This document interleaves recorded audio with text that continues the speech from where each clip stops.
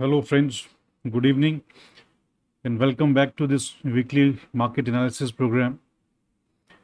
Last week में भी Ukraine Russia के जो इशू है उसने मार्केट में बहुत ज़बरदस्त वॉलेटिलिटी देखने को मिली उसकी वजह से। और ये अब लग रहा है कि जो कन्फ्लिक्ट है थोड़ा सा एक्सटेंड होगा। जो सैंक्शंस लगाए हैं वेस्टर्न कंट्रीज़ ने रशिया के ऊपर, उसका इम्पैक्ट रशिया के ऊपर तो आ ही रहा है।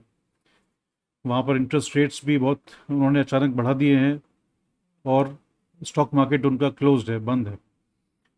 पर इसका इम्पैक्ट ग्लोबली आएगा, वो आ रहा है, क्योंकि रशिया एक मेजर एक्सपोर्टर है कमोडिटीज़ का। उसमें ख़ासतौर से मेटल्स और क्रूड एंड गैस। यूरोप की डिपेंडेंसी काफ़ी है रशिया के ऊपर, तो वो जो प्राइस राइज है क्रूड के अंदर में वो यूरोप को काफ़ी परेशान करने वाला है। उसके अलावा ग्लोबली सभी कंट्रीज़ को परेशानी होने वाली है। अभी पॉजिटिव साइड में ये है कि नाटो ने और वेस्ट ने फिजिकली अपने सोल्जर्स को वहाँ पर भेजने से मना किया है, लेकिन जो भी सपोर्ट है वो फंड्स के थ्रू और आर्म्स के थ्रू होगा।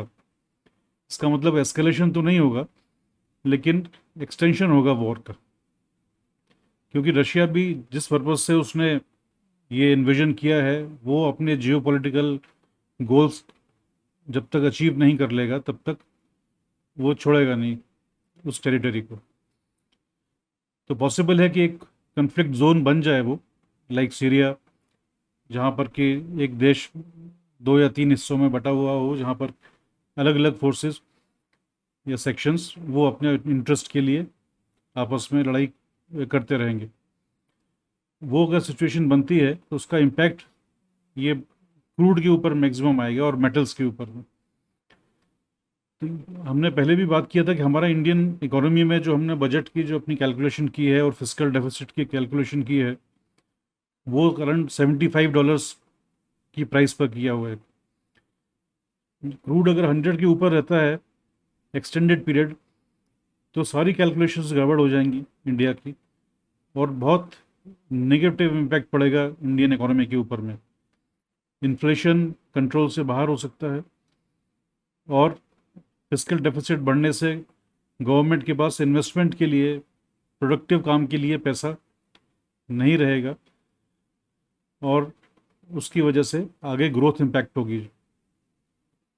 उसके अलावा इन्फ्लेशन से सभी सोसाइटी के सभी सेक्टर्स को प्रॉब्लम्स होंगे इन टर्म्स ऑफ लाइवलीहुड, और कंपनीज के भी जो बॉटम लाइंस हैं वो सारे इम्पैक्ट होंगे ज़्यादातर, सिवाय कुछ सेक्टर्स को छोड़ के हाई इन्फ्लेशन से। ये सभी ओवरऑल ग्रोथ के लिए बहुत नेगेटिव। इसके चलते यूएस डॉलर भी काफ़ी स्पाइक किया, 76 क्रॉस कर गया वो। ये भी हमारे लिए डबल वहमी है, बिकॉज क्रूड के हाई प्राइस के साथ साथ डॉलर भी अगर महंगा होता है तो हमारी कॉस्टिंग और बढ़ जाती है उसकी वजह से। इसी के चलते आप देख रहे हैं कि ह्यूज सेलिंग चल रही है एफआईएस की तरफ से। डोमेस्टिक इंस्टीट्यूशंस सपोर्ट करने की कोशिश कर रहे हैं लेकिन उस हद तक नहीं कर पा रहे। अगर डोमेस्टिक इंस्टीट्यूशंस का सपोर्ट ना होता तो मार्केट अब तक काफ़ी ज़्यादा कोलैप्स कर चुका होता। तो इन सब नेगेटिव सिनेरियो में जो क्यूज़ हैं वो भी वीक हैं। अभी जो हमारा जीडीपी का डाटा आया है वो भी लोअर आया 5.4% पर क्वार्टर 4 का, जबकि एक्सपेक्टेशन मार्केट का 5.7 था।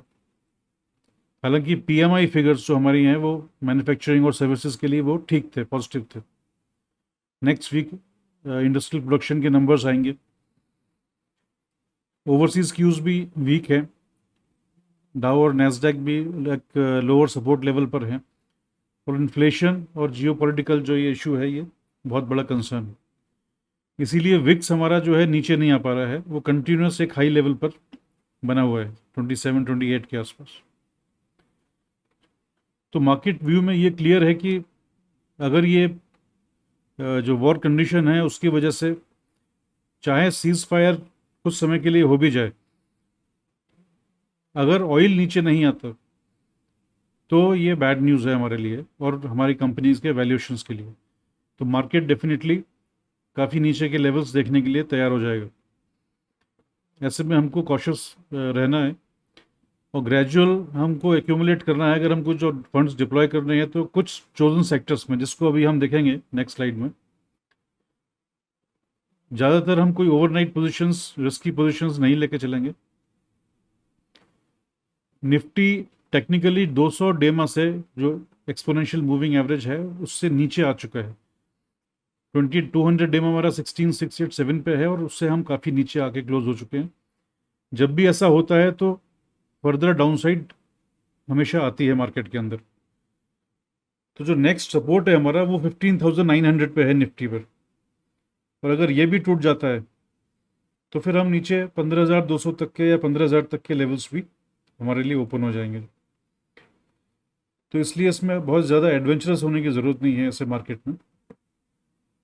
और सेक्टर वाइज हम जो है प्ले कर सकते हैं। हम एक नज़र डालते हैं सेक्टर्स के ऊपर। ये 3 सेक्टर्स आप देख सकते हैं जो अभी ऑलरेडी इस गिरते हुए मार्केट में मजबूती दिखा रहे हैं, और ये हमारे लिए हाइडिंग प्लेस हो सकती है या फंड्स डिप्लॉय कर सकते हैं ग्रेजुअली। इसमें एक तो आईटी सेक्टर है, उसमें हम लीडर्स के साथ ही जाएंगे, और इसमें चूंकि डॉलर मजबूत हो रहा है तो इसका बेनिफिट इन कंपनीज़ को, सभी आईटी कंपनीज़ को या जो एक्सपोर्ट ओरिएंटेड कंपनीज़ हैं उनको मिलेगा। जो डिफेंस कंपनीज़ हैं, डिफेंस प्रोडक्शन में हैं, उनको फ़ायदा मिलेगा, क्योंकि अभी इस वॉर के चलते सभी कंट्रीज़ अपना अपना डिफेंस का बजट बढ़ा रहे हैं। वो इंडिया में भी होगा। चाइना ने ऑलरेडी बढ़ा दिया अपना बजट। तो यहाँ पर इन कंपनीज़ में थोड़ा मूवमेंट अच्छा देखने को मिल रहा है और आगे भी मिलेगा। और तीसरा है कमोडिटीज़, क्योंकि जब तक ये डिसरप्शन रहेगा सप्लाई चेन्स का बिकॉज ऑफ द वॉर, तो मेटल्स नीचे नहीं आएंगे। रशिया एक बहुत बड़ा प्रोड्यूसर है कमोडिटीज़ का, पर्टिकुलरली एल्यूमिनियम, ऑयल, गैस। तो इसकी वजह से अगर उनके प्राइस ऊपर रहेंगे तो ये स्टॉक्स परफॉर्म करेंगे, ये सेक्टर परफॉर्म करेगा। तो बॉटम लाइन यही है कि हमको इन सेक्टर्स में ही बस फोकस करना है और उस पर भी सेलेक्टिव ग्रेजुअल डिप्लॉयमेंट करना है फंड्स का, not to be very aggressive. So that's all, friends, for this week. Hope to see you next week. Basis on the whatever the market direction जो हमको देखने को मिलती है. Thank you so much for watching. Good night.